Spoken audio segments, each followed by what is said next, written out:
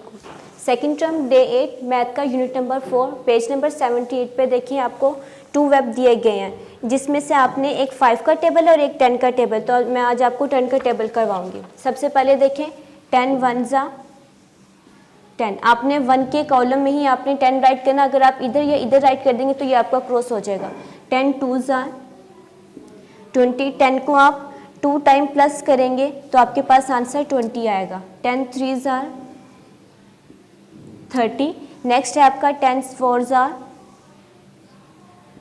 40। 10 5 jar 50। 5 के column में ही right करेंगे। 10 6 जार 60। 10 7 जार 70।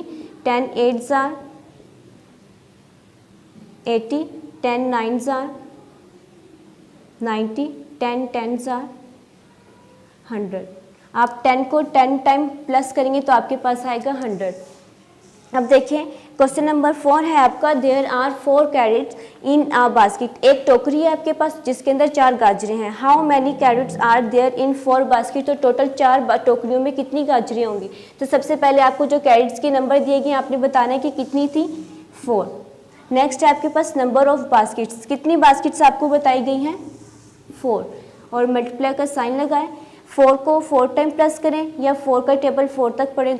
4 को 4 टाइम प्लस करें या 4 का टेबल 4 तक पढ़े, आपके पास आंसर सेम आएगा। 4 4 जार 16। आपने इसे अपनी बुक के ऊपर सॉल्व करना है। और इसी तरह क्वेश्चन नंबर 5 भी आपका, आपने वो भी अपनी बुक पे सॉल्व करना है।